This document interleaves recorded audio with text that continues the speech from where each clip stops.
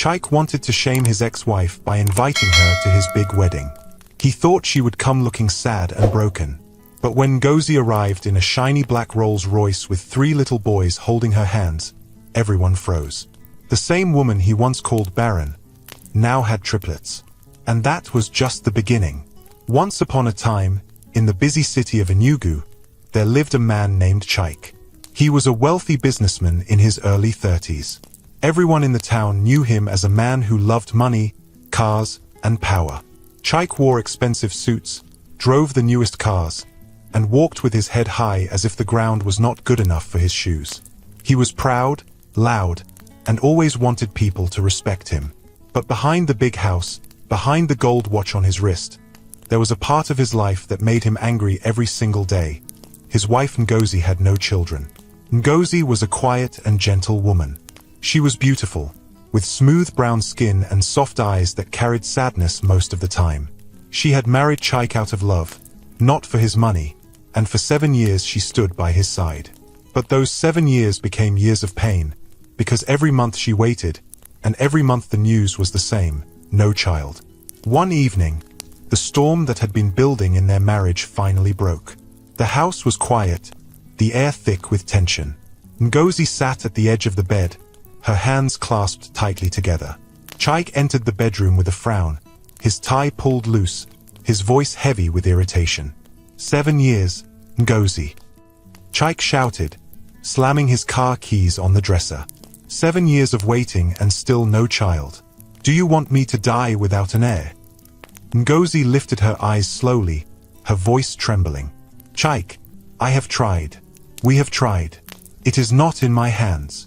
Maybe we should see another doctor. Maybe there is still hope. Hope? Chaik laughed bitterly. Is that what you have been telling yourself? I am tired of hope. My mother calls me every day to ask why you have not given me a son. My friends laugh behind my back. Do you know how it feels to be mocked as a man with no child? You have turned me into a fool. Ngozi's eyes filled with tears. Please, do not speak like that. I am your wife. We made a vow before God. We said for better, for worse. Why do you throw it at me like I am nothing? Chaik's voice grew louder. Because you are nothing to me now. What is a woman who cannot bear children? You eat my food, wear my clothes, ride in my car, yet you cannot give me one son to carry my name. Ngozi, you are a curse in my life. Ngozi's lips shook as she tried to speak. Do not call me a curse. I have prayed. I have cried. I go to bed every night begging God to give us a child.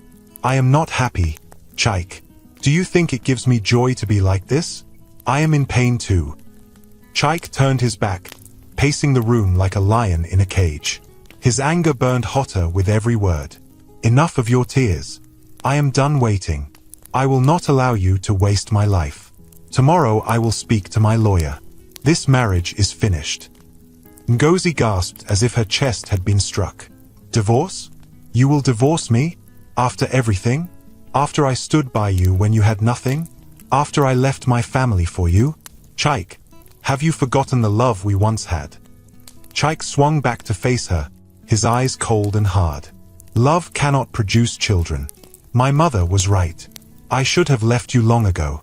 I need a wife who can give me sons, not a woman who fills my house with silence. By tomorrow, Ngozi, I want you out of my house. Ngozi broke down, falling to her knees, clutching the edge of his trousers. Please, Chaik, do not do this. Give me more time. Give us more time. God can still answer us. Chaik pulled his leg away as if her touch disgusted him. God has nothing to do with this.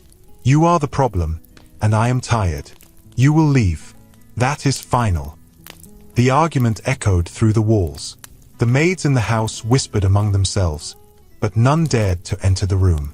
Ngozi's sobs filled the air as she tried one last time. Chaik, look into my eyes. Look at the woman who cooked for you, who washed your clothes, who prayed for you when you were sick. I have given you everything I could. Do not throw me away like trash. But Chaik's heart was hardened. He picked up his phone and made a call in front of her. Yes, Barrister Okeke. Prepare the papers. I want a divorce immediately. Yes, she will leave tomorrow. Ngozi froze, staring at him in disbelief. You called your lawyer already? You planned this? Chike, how could you? Chike looked down at her, his tone sharp. Ngozi, you are a burden. I am freeing myself. If you love yourself, pack your things tonight. By morning, I do not want to see you here. Ngozi stood slowly, her body weak, her heart breaking into pieces. She walked to the wardrobe and began to fold her clothes into a small bag. Her hands shook so much that she could barely zip it. Every dress she folded carried memories. Birthdays, church services, quiet dinners. But now those memories felt like lies. As she packed, Chike stood watching, his arms crossed, his face stone cold. Not once did he move to stop her. Not once did his heart soften. Ngozi finally lifted her small bag, her tears falling freely. She turned to him one last time, her voice breaking. Chike, you will regret this. One day you will see the truth. One day you will understand what you have done. But Chike did not answer. He looked away as if she were already gone.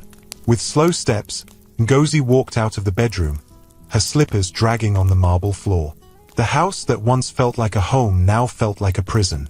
She passed the maids, who bowed their heads, afraid to meet her eyes. She pushed open the big front door, and the night air hit her face. She paused, looking back at the mansion she had called home for 7 years. Then she whispered to herself, I may be leaving with nothing, but I will not remain broken. My God will fight for me. And with that, Ngozi stepped into the darkness, her bag in her hand, her tears falling, but her spirit quietly vowing that this was not the end of her story. Ngozi didn't know where she was walking to that night. She just kept moving, holding her bag close to her chest. The streetlights were on, but the road felt dark. Her legs were shaking, and her eyes were wet. She could still hear Chike's voice in her ears. You are a burden. I am freeing myself. She walked past shops, past sleeping dogs, past women closing their stalls. No one looked at her twice. No one knew that the woman passing them had just lost her home, her husband, and her peace. Her friend Amaka lived a few streets away. She was the only person Ngozi could think of. They had known each other since university, and even though life had taken them in different directions, Amaka's door was always open. Ngozi knocked gently. The time was almost 10 p.m. Amaka opened the door in her wrapper, shocked. Ngozi, what happened to you? Why are you crying? Did someone die? Ngozi couldn't speak. She just burst into tears again and fell into her friend's arms. Come inside, Amaka said, pulling her into the small flat. She led her to a chair and closed the door. Talk to me, please. What happened? He threw me out, Ngozi whispered. Chike. Ngozi nodded slowly, wiping her eyes with the back of her hand. He said I'm a curse. He said I'm the reason we don't have children. Amaka hissed and sat beside her. That man has no fear of God. After all these years, he didn't even check himself. Ngozi, you have suffered. Ngozi rested her head on Amaka's shoulder. I don't even know where to start. I left with just this bag. All my things are still in that house. Amaka touched her arm gently. Don't worry. You will sleep here tonight. You can stay as long as you need. I don't have much, but this house is your house now. Ngozi closed her eyes and let out a long sigh. Thank you, Amaka. The room was silent for a few seconds. Then Amaka stood up. Come, let me boil water. You'll take a hot bath and eat something. Tomorrow, we'll talk about what next.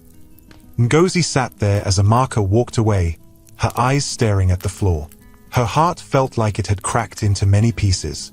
That night, she couldn't sleep. Even though the bed was soft and the room was quiet, her mind kept going back to the moment Chike told her to leave.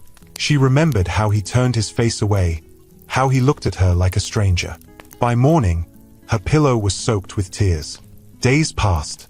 Ngozi stayed in Amaka's house, trying to hide her sadness. But she couldn't eat much. She barely spoke. She would sit near the window, staring outside as if waiting for something to change. Amaka tried everything to cheer her up. One morning, she said, "Ngozi, come with me to the market. Let's walk around, breathe some fresh air." But Ngozi shook her head. "I don't want people to see me. What if someone asks about Chaik? What will I say?" "You'll say the truth," Amaka replied. "That is a fool who threw away a diamond because he wanted a stone." Ngozi gave a small smile, but it didn't last. Later that week, Amaka brought up something important. "Ngozi, have you ever gone for a proper medical checkup?" Ngozi looked at her, confused. "What kind of checkup?" "A fertility test. Have you ever tested yourself to be sure the problem wasn't from you?" Ngozi shook her head slowly. "Chaik said it was me. He never agreed to go for tests himself. He said he was fine." Amaka frowned. "So you just believed him?" "I didn't have a choice," Ngozi said, her voice weak. "He wouldn't listen. And his mother called me names. They all blamed me." Amaka stood up. "No, this has to stop. We're going to the hospital tomorrow. Let them run all the tests. I need you to hear the truth from a doctor, not from that proud husband of yours." Ngozi didn't argue. She was tired of guessing. Maybe, just maybe, she needed answers. The next day, they went to Life Hope Medical Center, a quiet private hospital where Amaka knew one of the doctors. Dr. Uche, a soft-spoken man in his 40s, welcomed them into his office. "How can I help you, Madam Ngozi?" he asked gently. Ngozi looked down. Amaka answered for her. She was married for 7 years. No child. Her husband divorced her because he said she was barren. But she has never done any test. "We want a full checkup." Dr. Uche nodded slowly. "You did the right thing by coming here. We'll run some tests. Then we'll talk." They spent the next few hours doing blood work, scans, hormone tests. Ngozi felt nervous the whole time. What if Chaik had been right? What if she really was the problem? 2 days later, the results were ready. Ngozi sat in front of the doctor, her hands sweating. Dr. Uche adjusted his glasses and smiled. "Madam Ngozi, everything looks good. Your reproductive system is healthy. You're ovulating well. Your hormone levels are normal. There is absolutely nothing wrong with you." Ngozi blinked. "Nothing. Nothing," the doctor repeated. "If there was no pregnancy for 7 years, I advise you ask your ex-husband to check himself. From what I see, you are completely fine." Ngozi covered her mouth as tears filled her eyes. I don't know what to say." Amaka jumped from her seat. I knew it. That man lied to you, Ngozi. He blamed you just to cover his own shame." Ngozi felt her whole world spin. "So all this time, I wasn't the problem." Dr. Uche smiled kindly. "You were never the problem. And when you do find the right man, I believe you'll have your own children. Don't let what happened to you steal your peace." They thanked the doctor and left. Outside the hospital, Ngozi sat on a bench, her body shaking from the truth she had just heard. "All these years," she whispered, "I begged God. I cried every night. I hated myself. And I wasn't the one." Amaka sat beside her and held her hand. "Chaik will pay for what he did to you. I swear, Ngozi, one day he will look at you and wish he never let you go." Ngozi looked up at the sky. "Maybe this is the beginning of my healing." The next few weeks were different. Ngozi started helping Amaka with her tailoring business. She wasn't smiling fully yet, but she was no longer lost. She began waking up early again, eating small meals, and even laughing sometimes. One evening, she told Amaka, "I want to start something. Maybe a small food business. I've always loved cooking." Amaka smiled wide. "Yes, that's the spirit.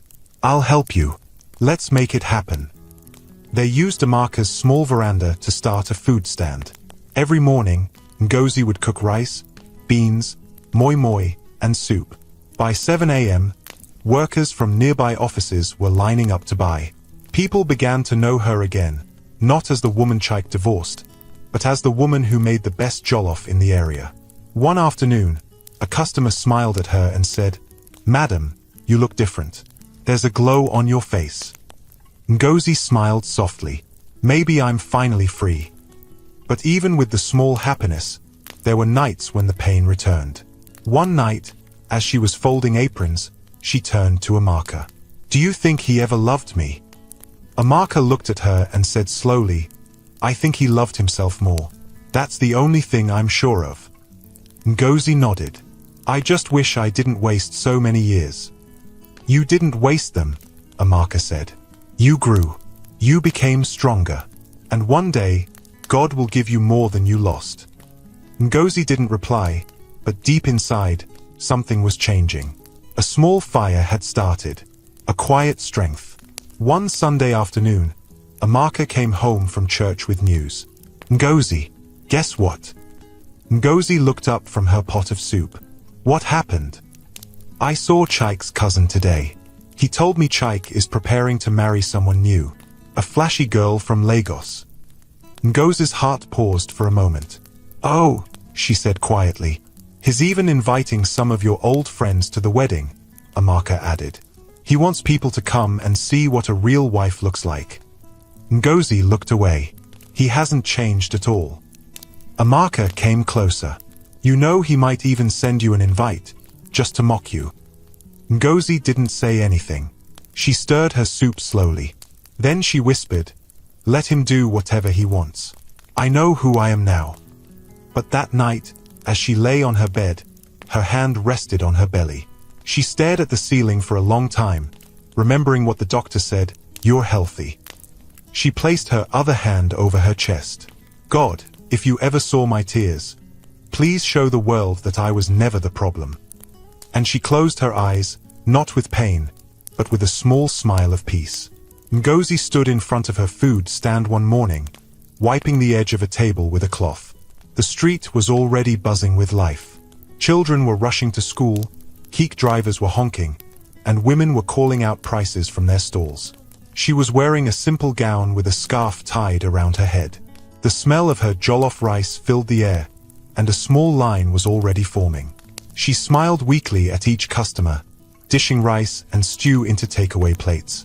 But inside her heart, there was a quiet war. One part of her was moving on, but another part still remembered the pain. Still remembered Chaik's voice. Still remembered how she was called barren, useless, and thrown out like trash. "Madam, 2 plates please." A man's voice broke her thoughts. She turned. The man standing there was tall, with kind eyes and a calm face. He wore a white shirt tucked into neat brown trousers, and he carried a small black laptop bag. He smiled gently, pointing to the rice pot. "Your jollof smells too good to pass," he said. Ngozi forced a small smile. "Thank you. Spicy or normal?" "Spicy," the man replied. "Very spicy. I like my food to fight back."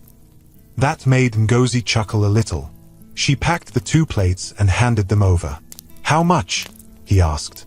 2,000, she replied. He handed her a clean note, took the food, and looked at her for a second. "You don't talk much," he said. Ngozi shrugged. "I just like to focus on the food." "That's fair," he smiled. "My name is Emeka, by the way. I work at the firm down the road. I'll be coming back often. Your rice has already won my heart." Ngozi gave a polite nod. "Thank you, sir." As he walked away, she didn't think much of it. Just another customer. But Emeka came back the next day, and the day after that, and the next. Sometimes he ordered 2 plates, sometimes just 1. But each time he came, he made a small joke, or shared a short story. He never stayed too long, never forced a long conversation. But Ngozi noticed he always made her smile. One afternoon, he stayed a little longer.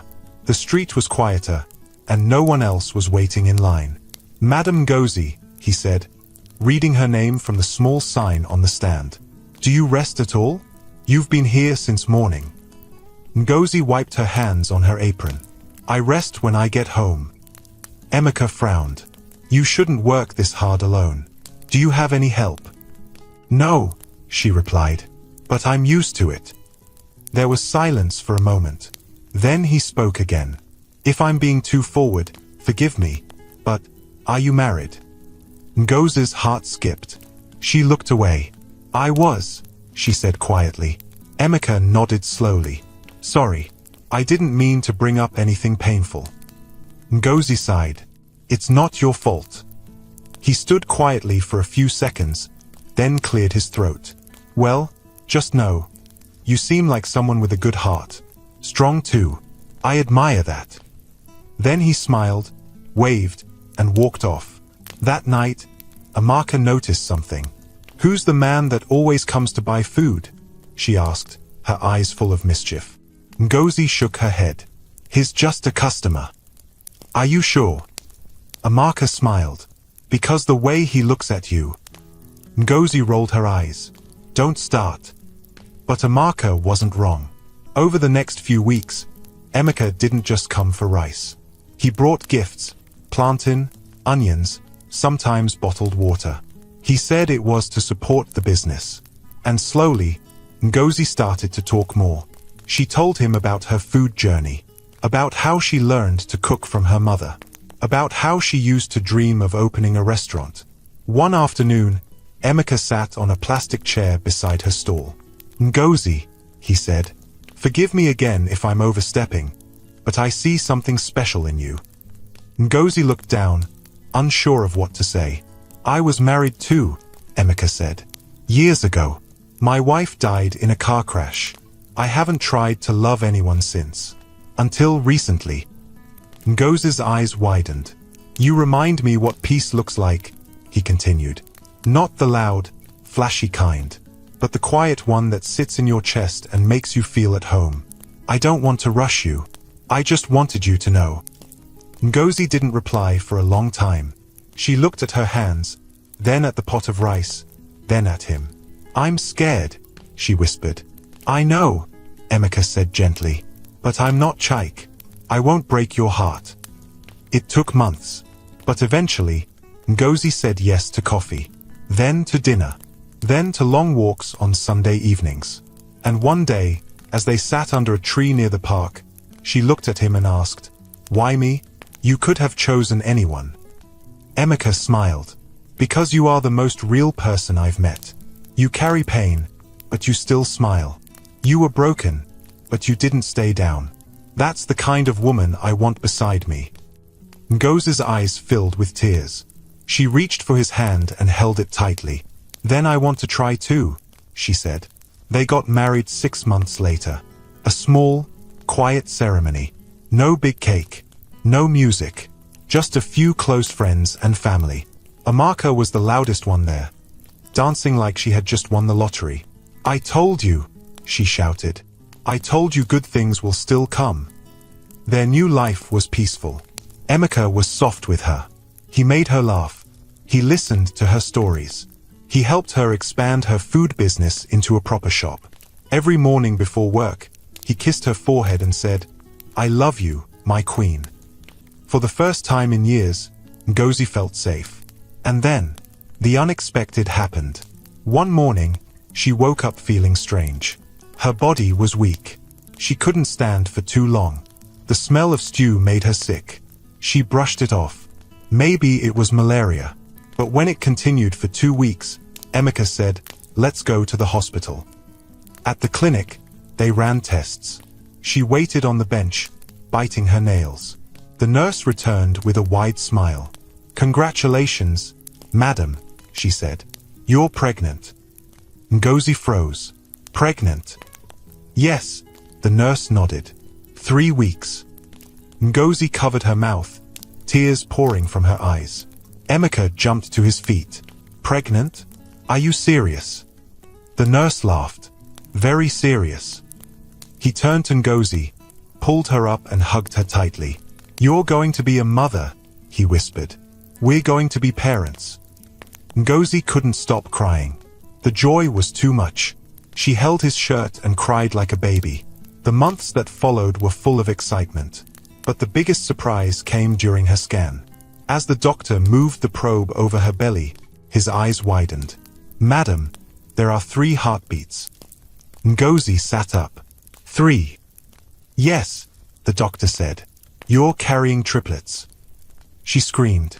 The whole hospital probably heard her. When they got home, Emeka knelt and cried. God, you've done too much. 3 children at once. This is more than I asked for. They prepared carefully. Emeka built a nursery. Amaka came to help. The neighbors brought gifts. And on a calm Saturday morning, Ngozi gave birth to 3 healthy boys. Tears flowed freely. The nurses clapped. The doctor smiled. And Emeka couldn't stop laughing. They look like you, he said, holding one of the babies. But I'm keeping this one. His ears look like mine. Ngozi held all 3 to her chest, crying silently. I'm not barren, she whispered. God proved them wrong. Word spread fast. People from her old street came to see the miracle. Even some of Chike's friends heard about it. She had triplets, they asked. That woman that Chike threw out. Yes-o, someone would reply. She even opened a new restaurant. Her husband is rich and kind. Some people smiled with joy. Others shook their heads with regret. But Ngozi wasn't thinking about the past anymore. She was holding her sons. She was kissing Emeka. She was feeding her babies in the early hours of the morning, smiling at their tiny hands and soft cries. Her scars were still there, but now, her life had changed. She was no longer the broken woman crying on the street. She was a mother. She was whole. She was free. While Ngozi was learning how to hold a baby with one hand and feed 2 others with the other hand, far away in another part of town, Chike was sitting inside his office, spinning slowly in his leather chair and looking at his phone screen. His business had grown. The company cars were newer, his clothes were more expensive, and his bank account was bigger. But there was one thing that still troubled his heart. Something that money couldn't buy. He was still without a child. After throwing Ngozi out, he had expected his life to move on quickly. He believed once he got a new woman, one who could give him children, everything would fall into place. But it didn't. He had dated 3 different women in the last 3 years. None of them got pregnant. One even left him after a year, saying she couldn't live in a house where the man's mother treated her like a baby factory. His mother, Mama Chike, was now older but still sharp with her tongue. You're not serious, she always said. You're choosing fashion over family. When I picked Ngozi for you, I told you to be patient. You were the one who ran her off. Chike would always grow angry. Don't mention that woman to me again. But late at night, when everyone had gone home, and the house was quiet, his mind would wander. Where was she now? Did she remarry? Did she find joy? One morning, while scrolling through Instagram, he saw a picture that froze him. A baby's leg. Then another photo, tiny fingers holding a woman's thumb. He stared at the pictures, trying to be sure. The hand in the photo looked like Ngozi's. The skin, the way she held the baby, it couldn't be. No, it's just coincidence, he told himself. But he kept thinking about it. So he decided to block it out with something stronger. Another woman. That same week, his friend Kunnel called him. Guy, there's someone you need to meet, Kunnel said over the phone. Who? Chike asked lazily. Her name is Ada Aura. She just moved back from Lagos. Fashion designer. Rich family. Very fine. Very classy. And guess what? She wants a serious man. Not just all those Instagram boys. Chike laughed. You're selling her like she's a car. I'm serious, Kunnel said. She's different. You'll like her. Chike sighed. Fine. Set it up. They met at a fancy restaurant 2 nights later. Ada Aura was exactly as described. Tall, beautiful, with long curly hair and nails painted gold. She wore a gown that looked like it came straight from Paris. But what caught Chike's attention wasn't her looks. It was the way she spoke. Confident, bold, like someone who knew what she wanted. So, you're the famous Chike, she said with a small smile, swirling her wine glass. And you're the Ada Aura everyone keeps talking about, he replied. They spoke for 2 hours. About business. About travel. About life. But the topic Chike brought up, almost by force, was family. I've been ready for children since forever, he said. I just haven't found the right woman. Aurora raised her brow. You were married before, right? Yes, Chike said quickly. But she couldn't give me a child. We tried. For years. Aurora said nothing. She just nodded. Then she smiled again. I'm not in a hurry, but I do want children. Maybe 2. Or 3. Chike's heart jumped. Same here. Within a month, they were seen together everywhere. At weddings. At business launches. Even at church. People started whispering, Chike has finally moved on. He started spoiling her, buying her dresses, phones, even a car. One day, Aurora said, let's not waste time. If we're serious, let's do it. Do what? Chike asked. Marriage, she said, sipping her juice like it was nothing. Chike stared at her. You're ready. I'm a grown woman, she said. I know what I want. I don't believe in dating for 10 years. If you want me, show me. That night, Chike called his event planner. The wedding preparations began immediately. Everything had to be perfect. It was going to be the biggest wedding in town. Red carpet, Rolls-Royce, a live band from Ghana, guests flying in from Abuja and Dubai. Chike was obsessed with making the wedding grand. Not just for love, but to prove something. To his friends. To his mother. To the world. He wanted everyone to see that he had moved on. That his life was better without Ngozi. And deep down, a small voice whispered, he wanted Ngozi to see it too. One afternoon, as he sat with the wedding planner going through the guest list, Chike paused. Add one more name, he said. Who? The planner asked. He picked up a pen and wrote it himself. Ngozi Ease. The planner raised her brow. Your ex-wife. Chike didn't explain. He just smiled coldly. Send her the invite. First class. I want her to be there. Front seat. Meanwhile, Aurora was planning her own side of things. She had ordered her wedding gown from a designer in Milan. The lace cost more than some people's cars. Her bridesmaids were already rehearsing their dance steps. Her bridal shower was to be held at a beach resort. To the world, she was glowing. But behind closed doors, Aurora was getting worried. She had been trying to get pregnant for months. Nothing. Every morning, she checked her calendar. Every evening, she stared at test kits. All negative. She hadn't told Chike yet. She was afraid. And her mother's voice kept ringing in her head. Are you sure this man is not the one with the problem? 2 weeks before the wedding, Aurora finally brought it up. They were lying on the bed, going through some photos on her phone. She said quietly, Chike, do you ever think about seeing a doctor? Chike looked at her. Why? For checkup, she said carefully. Just to be sure everything is fine. Before we marry. He frowned. What do you mean by that? I mean, she hesitated. We've been together for months. No pregnancy. Chike stood up slowly. So you think I'm the problem? No, she said quickly. I'm just saying maybe we both check. Together. Chike's face turned cold. You sound just like Ngozi, he said sharply. Blaming me. Making me feel like I'm broken. Aurora sat up. I didn't say that. He grabbed his shirt. Let's not talk about this again. Ever. Aurora said nothing. But inside, a new kind of fear was growing.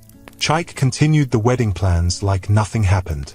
He told his friends, this wedding will shake the city. I want my ex to see what real success looks like. His friend Connell laughed. So you're inviting her to disgrace her? Chike smiled proudly. She needs to see what she lost. But Connell looked unsure. Are you sure that's wise? What if? There's no what if, Chike snapped. She'll sit in that hall and see my new bride walking down the aisle in diamonds. Let her choke on regret. On the day of the wedding rehearsal, Chike stood in the hall alone before anyone else arrived. He looked around the decorated space, roses, chandeliers, golden chairs. But his heart wasn't peaceful. He took out his phone and stared at Ngozi's name on the guest list again.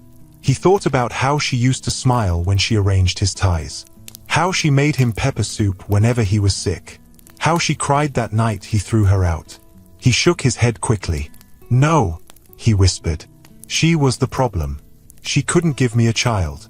I made the right choice." Still, he couldn't breathe properly. He walked out and lit a cigarette. Far away, Ngozi was bathing one of the triplets when her phone buzzed. Amaka picked it up and froze. "Ngozi. What is it?" Ngozi asked, drying the baby's hair. "It's a wedding invitation." "From who?" Amaka turned the phone. "Chike." Ngozi stared at the screen, heart pounding. She reached for the phone, read the invite, then slowly placed it on the table. Amaka was fuming. What kind of insult is this? Is he mad? But Ngozi just stood quietly, holding her baby close. Then she smiled. A calm, steady smile. "It's okay," she said softly. "Let him have his wedding." Amaka frowned. "You're not going, right?" Ngozi looked at her babies, all three sleeping peacefully. She didn't answer, but the way she walked to her room, with quiet confidence, said everything. Ngozi stood by the window, one hand gently rocking the baby in her arms while the other held the wedding invitation. The gold envelope was thick and shiny, like something meant for a king. The letters were bold and loud. Chike and Adeora, the royal union. She had read the card 5 times already. Each time, it said the same thing. The date, the venue, the dress code, and then, her name printed clearly on the guest list. Ngozi's first row seat. She lowered her eyes and took a deep breath. She wasn't crying. She wasn't shaking. But something inside her was rising slowly, like fire warming cold stones. Amaka walked in, carrying a bowl of hot pap. "I still don't understand why he sent this. Is he crazy? Or just wicked?" Ngozi said nothing. Amaka placed the bowl down. "Is he trying to insult you?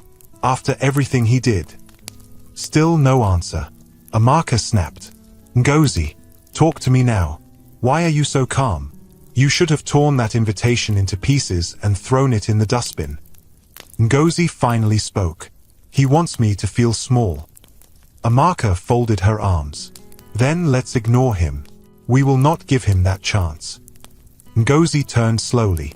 "He wants me to come and cry in a corner while his bride walks in with gold on her skin and a smile on her lips." "And we will not go," Amaka said again. Ngozi looked at her 3 sons sleeping quietly on the rug, their matching yellow onuses wrinkled from playtime. "But what if we show him the truth?" Amaka's brow rose. "What truth?" Ngozi's voice was firm. "That I was never the problem. That the woman he thought was broken is whole." Amaka was silent for a long time. Then she sat down. "Wait, are you planning to go to the wedding?" Ngozi nodded. "With the boys?" Another nod. Amaka opened her mouth but nothing came out. Then she laughed. "Iwu, that man will faint." "Ngozi, are you serious?" Ngozi smiled for the first time that day. Very serious. The plan began that evening. Ngozi went to the wardrobe and picked out a long yellow gown she had kept for a special day. It had been sewn months ago by Amaka, but she had never worn it. Amaka brought out her makeup kit. "If we're doing this, we'll do it well." "I don't want to look loud," Ngozi said. "I want to look peaceful, but powerful." "Say less," Amaka grinned. "You'll look like God's proof." They ordered new outfits for the boys, matching yellow shorts and white shirts with bow ties. Amaka borrowed a friend's contact and booked a black Rolls-Royce Phantom. The car would arrive that morning and wait down the road until Ngozi gave the signal. They practiced how the boys would hold her hands and walk beside her. The twins were a little playful, but the youngest always followed her steps. "I'm not going there to fight," Ngozi reminded Amaka as they folded clothes. "I know," Amaka said, "but trust me, your presence alone will scatter that wedding." On the night before the wedding, Ngozi couldn't sleep. She sat by the window again, watching the stars. Emeka came and stood behind her. He placed his hands on her shoulders. "You don't have to do this if you don't want to," he said softly. I want to, she replied. Not to prove anything to him, but to remind myself that I survived. And I'm still standing. He kissed her cheek. Whatever you decide, I'm with you. Ngozi turned to him. Thank you. You've given me what no man could ever give me, peace. Emeka smiled. And you gave me back joy. The morning of the wedding arrived. The whole city buzzed with noise. Social media was full of pictures. #Chike and Adeora was trending. Everyone talked about how the wedding was the event of the year. The venue was a giant hall near the waterfront. Long red carpets covered the entrance. Cameras flashed everywhere. Guests walked in with glittering clothes and sunglasses. Big politicians and business moguls sat at the front. Inside, Adeora stood before the mirror in her hotel room, her white gown sparkling like ice. Her best friend, Uju, adjusted her veil. You look stunning. Chike will fall in love all over again. Adeora smiled weakly. I hope so. But in her heart, she still carried fear. No pregnancy, no answers, and a man who refused to get tested. Chike stood at the altar, looking around the decorated hall. He wore a white agbada with gold embroidery, his shoes polished like glass. He kept checking his watch. Kunal came to stand beside him. Why are you restless? I'm waiting for someone, Chike said. Who? He didn't answer. Then suddenly, his eyes caught movement near the entrance. A black Rolls-Royce pulled up. The back door opened slowly. Out stepped Ngozi. She wore the yellow gown like a queen. Her face calm, her steps sure. And beside her walked 3 small boys, dressed like angels. The hall went silent. People gasped. Phones came out. Who is that? Wait, is that his ex-wife? She has triplets. The whispers spread like wildfire. Chike couldn't breathe. He grabbed Kunal's hand. Tell me I'm dreaming. Kunal blinked. Bro, she has children. Chike stepped down from the altar, walking forward like someone in a trance. Ngozi walked slowly, gracefully, holding her son's hands. Her eyes met his, but they didn't shake. She smiled. A soft, simple smile. The crowd parted as she walked to her seat, the front row. The seat Chike had reserved for her. She sat down quietly. Her boys climbed onto her lap and whispered, Mummy, we made it. She nodded and kissed their heads. Adeora entered the hall shortly after, her veil over her face. She noticed the silence. She noticed the faces. She noticed Chike standing stiff at the front, his eyes frozen. She reached the altar and whispered, What's going on? Chike couldn't speak. The pastor cleared his throat. Shall we begin? But Chike wasn't listening. His eyes were still on Ngozi, on the children, on the truth. Back in her seat, Amaka whispered, Do you want to leave now? Ngozi shook her head. No, we'll stay till the end. Her voice was calm. Her heart was calm. She wasn't here to destroy anything. She was here to be seen, to be heard. Without a word, the wedding hall had gone from loud to quiet in just a few minutes. All the music, all the camera flashes, and all the laughter had paused. The guests didn't know whether to sit still or turn around. Some held their phones midair, mouths slightly open, while others simply stared at the woman who just walked in like the wind had changed direction. Ngozi sat at the front, exactly where Chike had planned for her to sit. But not the way he had imagined. She wasn't weeping in shame. She wasn't looking bitter or defeated. She sat with calm pride, dressed in yellow, glowing like sunrise.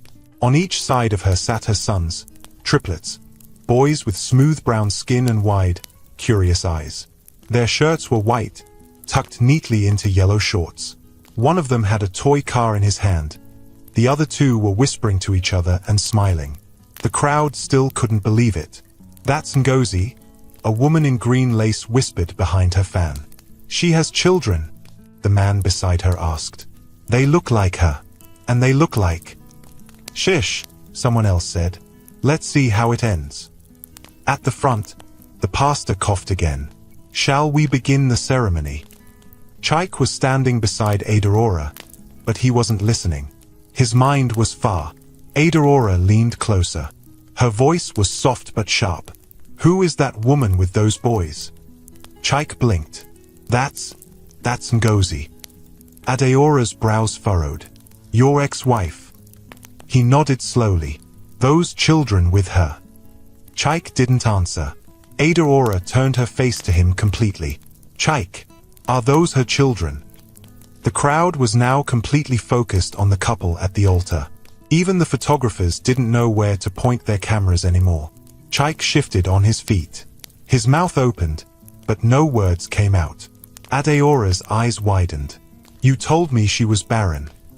I thought she was," Chaik stammered. Adeora's voice rose slightly. "You thought? You told me she couldn't give you a child. You said that's why you left her." "I believed it," he said quietly. "That's what the doctors—" "What doctors?" she snapped. "You never showed me any results. You never agreed to go for tests yourself." Chaik rubbed his head, sweating under the lights. "Adeora, please, can we talk after this?" "No," she said firmly. "We will talk now, because the entire hall is watching." She turned to the crowd. "Is this your idea of a joke, Chaik? You invited your ex-wife here just to disgrace her, and now she walks in with triplets." There was a loud murmur from the guests. Chaik looked around nervously. "Lower your voice." But Adeora stepped away from him. Her face was filled with confusion and hurt. "You lied to me," she said, louder now. "You lied to me just like you lied to her." Kunal came up quickly. "Adeora, please, let's go outside for a minute." "No," she said. "I want answers. Right here." She looked straight at Ngozi. "Mama, please," she called out. "Forgive me for asking this, but are those boys your children?" Ngozi stood up slowly. She picked up the smallest boy and carried him in her arms. "Yes," she said clearly. "They are my sons." The hall went silent again. She looked at Chaik. Her eyes were calm, but strong. "You called me barren, Chaik. You threw me out and watched me cry on the floor. You said I was cursed. You made me believe I was less than a woman." People gasped quietly. "But I wasn't the problem," Ngozi continued. "You never agreed to be tested. You said it was always me. But God showed the truth. And he gave me not one child, but 3. Chaik couldn't speak. His tongue felt heavy. Adeora turned to him slowly. "So you lied. You ruined her. You dragged her name, and all this time, it was you." Chaik tried to defend himself. "I didn't know. I didn't mean." "You didn't care," Adeora cut in. "You just wanted someone to blame." She stepped away from the altar.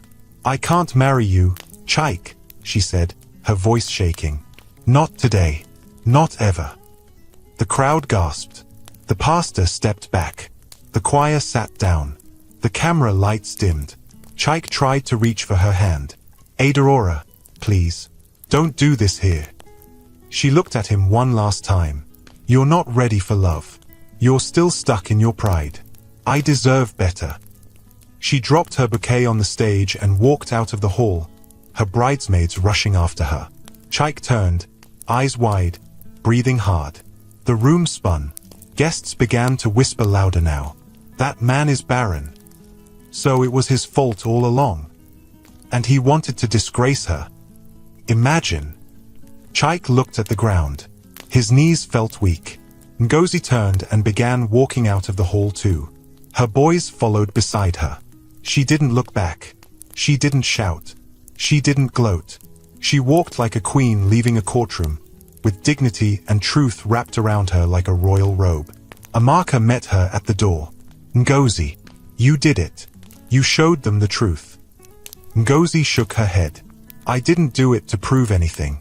I just came to be seen." They stepped into the Rolls-Royce. The driver closed the door gently and the car pulled away. Inside the car, Ngozi held her boys close. "Are you okay, Mummy?" one of them asked. She smiled. "Yes, I'm more than okay." Back at the venue, Chaik sat alone on the edge of the stage. His agbada looked too big now. His crown felt too heavy. The drinks were still cold, the food still untouched, but the joy had left the room. Kunal walked up quietly. "Bro, what now?" Chaik didn't answer. He just sat there, staring at the door Ngozi walked through. The door his bride ran through, the door his lies had opened. And for the first time in his life, he felt truly alone. Chaik sat alone on the edge of the wedding stage, staring at nothing. His white agbada, once shining and smooth, now had folds from where he had slouched. The golden embroidery looked dull. The hall, once filled with noise and laughter, had turned cold and empty. Even the waiters were packing trays in silence. He couldn't feel his fingers. His ears were ringing. His head was heavy. What had just happened? How did everything fall apart in one day? Kunal, his best man, came and sat beside him. He had removed his cap and looked more tired than confused. "Chaik," he said carefully. Chaik didn't answer. Kunal continued. "You didn't see that coming, did you?" Still no answer. Kunal sighed. "She came with triplets. Bro, triplets. And the whole world was there to see it." Chaik turned his head slowly. "I planned that wedding for months. I know. I invited her to sit there and watch me move on." Kunal didn't say anything. She came, not crying, not broken, but with 3 sons. Chaik rubbed his eyes hard. "How is that possible?" Kunal leaned forward, resting his elbows on his knees. "That's what everyone's asking now. You said she was barren. You divorced her because of that. And now, she has children. Not 1, 3. Chaik's chest tightened. "But she never got pregnant while we were together. Did you ever get tested?" Kunal asked quietly. Chaik didn't reply. "I'm serious," Kunal said. "Did you?" "I didn't need to. She was the one who needed to. She was the one without a child." Kunal turned sharply. "Says who? You? Your mother? Gossip? You just assumed." Chaik's voice cracked. "She never argued." "Because she loved you," Kunal said. "She was loyal. She believed in you. She didn't want to fight." Chaik swallowed hard. "She begged me not to leave. She cried and said we could still try. I called her cursed. I told her to get out." Kunal was silent for a moment. Then he said, "Now the truth is staring at you, and the whole world is watching." Outside, cameras were flashing. Social media was exploding. Videos from the wedding were already online. People were sharing pictures of Ngozi stepping out of the black Rolls Royce. Clips of Ada Aurora dropping her bouquet and walking out were everywhere. #Ngozi returns. #triplets at the wedding. #Chaik exposed. Some comments were mocking. Some were shocked. Others were angry. But one thing was clear. Chaik was trending for the wrong reason. Later that evening, back at Ngozi's house, Amaka sat on the couch with her phone, reading out loud. "Listen to this one," she said. "This woman is a true queen. She didn't shout. She didn't fight. She just showed up with God's answer." Ngozi smiled gently while feeding the boys. "I didn't do it for the world to clap. I just wanted him to see." Amaka looked up. "Well, now he has seen. And not just him, everybody." Ngozi lifted one of the babies onto her lap. "Do you think he feels anything?" "Oh, he feels it," Amaka said. "Pride doesn't protect anyone from disgrace." There was a knock on the door. Ngozi turned. Who could that be? Amaka stood up. "Let me check." She opened the door slowly, and her eyes widened. "Ow! Chaik!" Ngozi froze. She stood up slowly, placing the baby in the walker. Chaik walked in, looking nothing like the man from the wedding. His shirt was untucked. His eyes were red. His lips were dry. He held his cap in his hands like a schoolboy coming to beg his headmistress. "Ngozi," he said softly. She didn't speak. He looked around the room and saw the children playing. One of them looked up and smiled at him. "Hi, uncle." Chaik's heart twisted. "I didn't come to cause trouble," he said. "I just needed to see you." to say something. Ngozi folded her arms, her face calm. I ruined everything, Chike said, eyes lowering. I judged you wrongly. I insulted you. I let my pride blind me. Silence. He took one step closer. I believed I was right. I told the world you were barren. I didn't even test myself. I just assumed. Ngozi finally spoke, and that assumption destroyed our marriage. Chike nodded. I know. I see it now. I was foolish. I let ego control me. I didn't protect you. I shamed you. Her voice was steady. You didn't just shame me. You crushed me. You made me feel worthless. I'm sorry, he said, tears falling. From my heart, I'm sorry. I don't deserve forgiveness. But I had to come. He knelt down. Please, even if you don't forgive me, I want to say it. I was wrong. I hurt the only woman who ever truly loved me. Ngozi looked at him quietly. I saw the way you walked into that wedding, Chike continued. With peace. With strength. You didn't shout. You didn't throw words. You just let the truth speak. He looked at the boys. They are beautiful. You're a great mother. He bowed his head. I'm sorry. The room stayed silent for a few seconds. Ngozi stepped forward. Stand up, she said gently. He looked up slowly. You're not angry. She shook her head. I was angry for years. But now, I'm free. Chike stood up slowly. Thank you for listening. You should get tested, she added. Not for me, but for your future. He nodded quickly. I already did. This morning. Ngozi raised her brow. Chike looked ashamed. The doctor confirmed it. I'm the one with the issue. Low sperm count.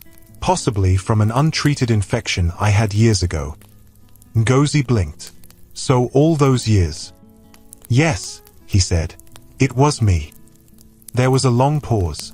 Then Ngozi spoke, her voice soft but firm. I don't hate you. I've moved on. God gave me a second chance. Chike nodded again. I know. And you deserve everything good. I'm glad you're happy. He turned to leave. Chike, she called. He turned back. I forgive you. His shoulders dropped with relief. Thank you. As he walked out of the house, Amaka came to stand beside Ngozi. You're stronger than I'll ever be, she whispered. Ngozi gave a small smile. I'm not strong. I just healed. The next morning, Chike woke up to another storm. His company had taken a hit. Some investors had pulled out. He had hundreds of messages waiting. Some were from family. Others were from bloggers. But the one that shook him was a message from Adaora. Don't try to call me. I've gone back to Lagos. Find peace within yourself. I hope you learn. He sat back, holding his head. Everything was gone. But strangely, he felt lighter. Maybe this was what it meant to be truly humbled. Meanwhile, at Ngozi's home, peace flowed like water. Emeka returned from his trip and hugged her tightly. I saw the clips online, he said. You walked in like a lioness. Ngozi laughed. It wasn't easy. I'm proud of you, Emeka said. But more than that, I'm happy you stood up for yourself. She looked at her boys, now asleep on the floor. They don't even understand what happened, she said. But one day, they will. And I'll tell them the story. The full story. Emeka smiled. And I'll be right beside you. They stood there, holding hands. No bitterness. No anger. Just peace. 1 month had passed since the wedding that never happened. The video clips were still going viral. The headlines refused to die down. Everyone had moved on. But Chike had not. He was no longer the man people admired. He no longer walked into boardrooms like a king. He didn't smile in his suits or joke with his workers. His office was quieter now. Some staff had resigned. Some partners pulled out. And the few people who still showed up treated him differently. They avoided his eyes. They whispered when he passed. But worst of all, he had lost himself. He couldn't sleep. Couldn't eat well. He replayed everything in his head 1,000 times. Ngozi's entrance. The triplets. Aurora walking out. And now, the bitter truth. He was the one who had fertility issues all along. He had destroyed his own life with pride. He sat at his desk, staring at the test result from the fertility clinic. Low sperm count. Low motility. Patient advised to begin treatment immediately. The words felt like a hammer. So many years. So many lies. So many people he blamed. So many tears he caused. His phone buzzed. Another blog post. Former business tycoon faces downfall after ex-wife's dramatic wedding appearance. He sighed and dropped the phone. Just then, his mother walked into the office. She looked older, weaker. She had heard everything too. "Chaik," she said, sitting across from him. "I came to talk." He nodded slowly. "I know what you'll say, Mama." She sighed. "You were wrong. We were both wrong." He looked up. She continued, "I pushed you to marry someone else. I told you Ngozi was the problem. But I never once stopped to ask if we were being fair." "Mama, you helped me chase her out," Chaik whispered. "I know," she said, her voice cracking. "And I will never forgive myself for that." Silence fell between them. She wiped her eyes. "Have you spoken to her again?" "I went to see her. She forgave me." "She always had a big heart," Mama Chaik whispered. "Even after everything." He nodded slowly. "But she's not coming back. She's happy now. She has a real family." Mama Chaik lowered her head. "God gave her beauty for ashes. And we destroyed something pure." Chaik didn't speak. He just looked down at his palms. Empty now. His crown was gone. Meanwhile, in another part of town, Ngozi was in the kitchen preparing okra soup. The boys were watching cartoons in the living room while Emeka repaired the kitchen tap. "Babe," Emeka called out, holding the wrench. "Remind me again, do we have enough crayfish?" Ngozi smiled. "Yes. It's in the blue container, second shelf." He laughed. "You've organized this kitchen like a chemist lab." They both chuckled. There was peace in that home. It wasn't built with gold, but it was rich in joy. As they sat to eat later that night, one of the triplets suddenly said, "Mummy, when we grow up, will we also be famous like you?" Ngozi laughed. "Who said I'm famous?" "Everyone was shouting your name on the internet," the second boy added, licking soup from his fingers. Ngozi looked at Emeka and smiled. "You'll grow up knowing your story," she said. "But more than that, you'll grow up knowing your worth." Emeka nodded in agreement. "And knowing how strong your mother is." A few days later, Ngozi got a letter delivered to her new restaurant. She opened it slowly. It was short, typed, and signed at the bottom by Chaik. "Ngozi, *, thank you for your strength. Thank you for your forgiveness. You taught me a lesson I will never forget. I lost a good woman, and I hope one day, your sons will know how proud they should be. I wish you peace. Chaik. *. She folded the letter and placed it in her drawer. She wasn't angry. She wasn't sad. She was simply at peace. Back in Chaik's compound, his neighbors now looked at him differently. Some pitied him. Some laughed behind his back. The gardener didn't greet him with the same cheer. The security man no longer rushed to open the gate with excitement. He had truly become the disgraced groom. One evening, he stood in front of his mirror and stared at himself. "Who are you now?" he whispered. "What did your pride gain you?" No answer. He looked out the window, far away, and finally said out loud, "I destroyed the woman who loved me, and now, I'm alone." But far away, the woman he once broke was whole again. She had found joy. She had found love. She had found purpose. And she had 3 little reminders that what others called barrenness, God had turned into overflow.